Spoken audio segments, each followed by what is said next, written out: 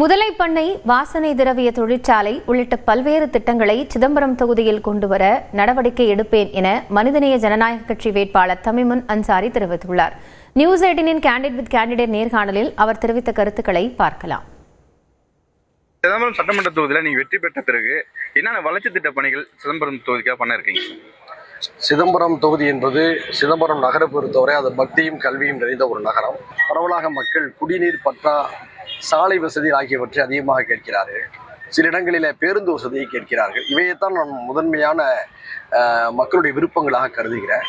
இது மட்டுமல்லாமல் இந்த தொகுதியில் ஒரு முதலை பண்ணை அமைக்க வேண்டும். ஏன்னா கொள்ளிட ஆற்றில் நிறைய முதலைகளுடைய தொல்லைகள் இருக்கின்ற காரணத்தினால ஒரு முதலை பண்ணை அமைக்க வேண்டும். அப்புறம் பரங்கிப்பேட்டை பகுதியில் மலர் சாகுபடி அதிகமாக இருக்கிறதுனால ஒரு வாசனை திரவியம் தொழிற்சாலையை கொண்டு வர வேண்டும் என்ற கருத்தை வைத்திருக்கின்றேன். பரங்கிப்பேட்டை ஜிஹெச்சை டெவலப் பண்ணி கொடுக்கணும். ஏற்கனவே இயங்கிக் கொண்டிருந்து தற்போது மூடப்படக்கூடிய சிதம்பரம் சட்டக்கல்லூரி மீண்டும் செயல்பாட்டு கொண்டு வர வேண்டும் ஆகியவற்றை ஒரு முதன்மை பிரச்சனையாக நான் கருதுகிறேன். தாவேகா கட்சியானது உங்களுடைய வாக்கு வங்கி எந்த அளவுக்கு பாதிக்கப்படுது? விஜய்ங்கிற ஒரு சினிமா நடிகருக்கான ஒரு ஆதரவு அலைதான் இருக்கிறதே தவிர அது ஓட்டாக மாறுமாங்கிறது சந்தேகம்.